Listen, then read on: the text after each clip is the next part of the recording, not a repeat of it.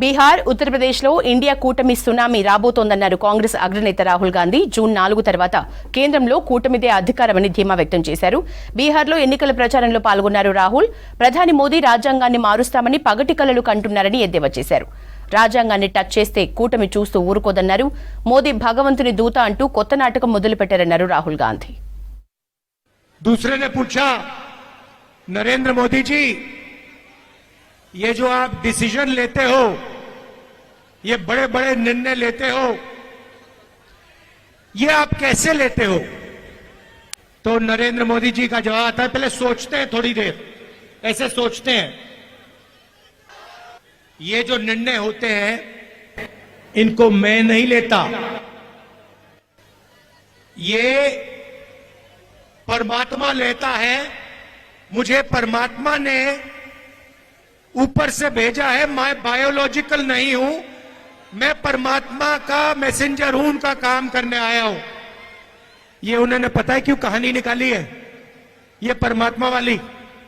क्योंकि चुनाव के बाद जब वही ईडी के लोग नरेंद्र मोदी से अदानी जी के बारे में पूछेंगे तो नरेंद्र मोदी कहेंगे मैं नहीं जानता, परमात्मा ने कहा था।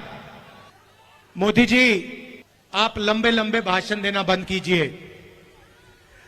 आप देश को बांटने की कोशिश नहीं कीजिए। आप सबसे पहले देश के युवाओं को यह बताइए, बिहार के युवाओं को यह बताइए कि आपने हिंदुस्तान के युवाओं को कितना रोजगार दिया, कितनी नौकरियां दी। आपने 2 करोड़ युवाओं को रोजगार देने की बात की थी, आपने एक युवा को नौकरी नहीं दी।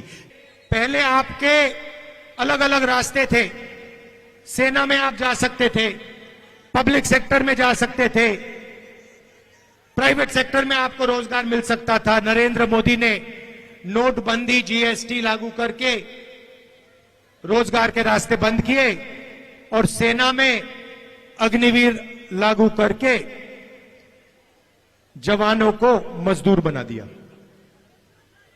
तो मैं आपसे सबसे पहले यह कहना चाहता हूं, नरेंद्र मोदी कुछ भी कहें, 4 जून के बाद इंडिया की सरकार आने वाली है, अग्निवीर योजना को फाड़ के हम कूड़ेदान में फेंकने जा रहे हैं। और जैसे पहले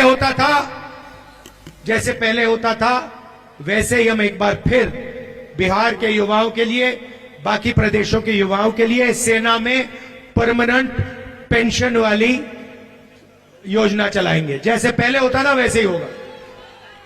नरेंद्र मोदी ने 22 अरबपतियों का कर्जा माफ किया है, तो अब हमें भी कुछ करना होगा। उन्होंने अरबपति बनाए, है ना?